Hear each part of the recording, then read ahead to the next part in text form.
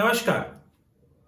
क्या भगवान कृष्ण पांडवों की मदद कर सकते थे जब द्रुत क्रीड़ा में पांडवों ने अपना सब कुछ गवा दिया? चाहे वो राज हो, चाहे वो नौकर चाकर हो, यहां तक कि अपनी बीवी द्रौपदी को जब दांव पे लगा दिया। कृष्ण मदद कर सकते थे, परंतु उन्होंने नहीं किया। हालांकि उसी राज दरबार में जब द्रौपदी का वस्त्र हरण हो रहा था, उस वक्त श्री कृष्ण ने स्वयं वहां आकर द्रौपदी की लाज बचाई। ऐसा क्यों हुआ? पांडु दरअसल अपने अहंकार के नशे में चूर थे।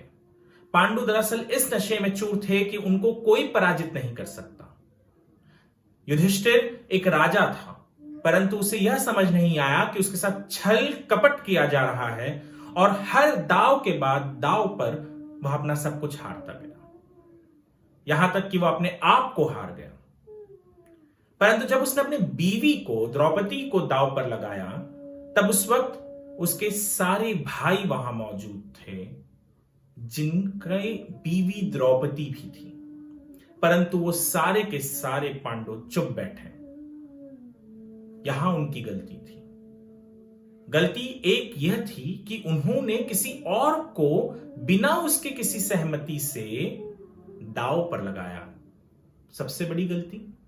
दूसरी गलती कि वहां बैठे बाकी 5 में से 4 पांडवों ने आवाज नहीं उठाया, ना ही द्रौपदी के पक्ष में कुछ कहा। शांत चुप बैठकर शर्मिंदगी भरी आंखों से उन्होंने द्रौपदी का अपमान देखा और सहन किया। उस वक्त कृष्ण वहां आए और उन्होंने द्रौपदी को बचाया, द्रौपदी का वस्त्र हरण होने से बचाया। तो कोई कह सकता है कि कृष्ण ने पांडवों को क्यों नहीं बचाया, या पांडवों को यह सीख क्यों नहीं दी कि वो ऐसा ना करें।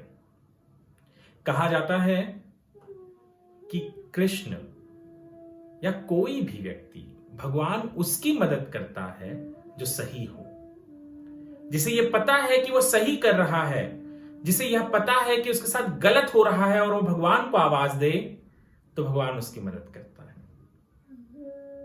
परंतु यदि कोई व्यक्ति गलत कर रहा है तो भगवान उसकी मदद कभी नहीं कर सकता, चाहे वो कृष्ण हो या राम हो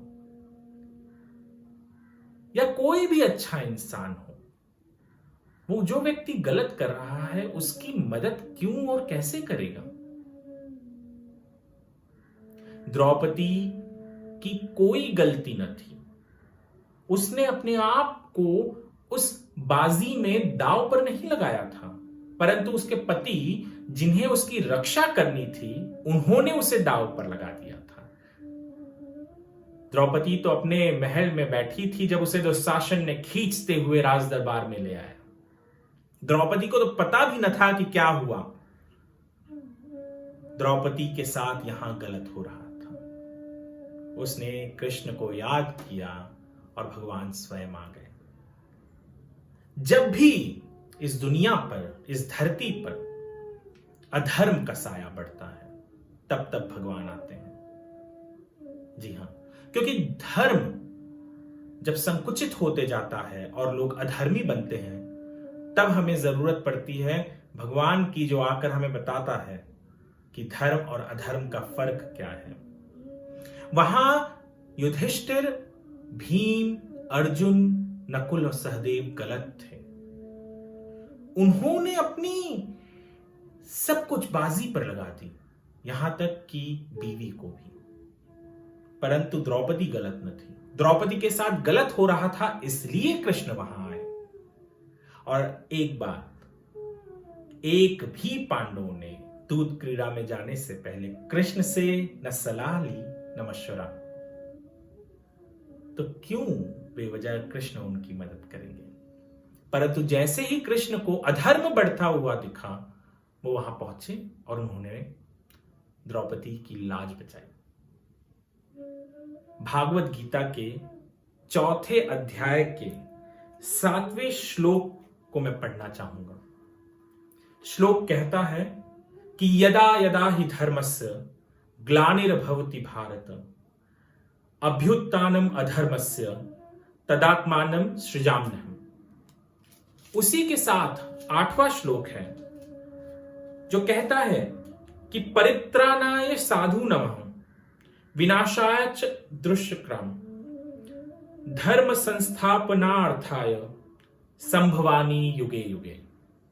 इसका अर्थ केवल इतना ही है कि जब जब इस पृथ्वी पर, इस धरती पर अधर्म हावी होने लगता है, तब धर्म की संस्थापन यानी धर्म दोबारा लाने के लिए, सही को दोबारा स्थापित करने के लिए भगवान जन्म लेते हैं। आप भगवान कहें या अच्छा इंसान कहें, या आपके ऊपर है। आप भी अपने अंदर के अच्छाई को जगाइए, शायद धर्म जाग जाए, आपके अगल बगल हो रहा अधर्म बंद हो जाए। हर किसी के अंदर कहते हैं कि जन जन में कण कण में भगवान बसता है। आप में, मुझ में, हर किसी में भगवान है। अंदर हम अपने भगवान जो बैठे हैं उनको जगा लें, धर्म को वापस ले आए, अधर्म का विनाश कर दें, तो यह श्लोक वहीं पर पूरा हो जाता है। और इसलिए कृष्ण ने जब देखा कि अधर्म हो रहा है, द्रौपदी के साथ गलत हो रहा है, तब वो वहां आए और उन्होंने द्रौपदी की रक्षा की। धन्यवाद।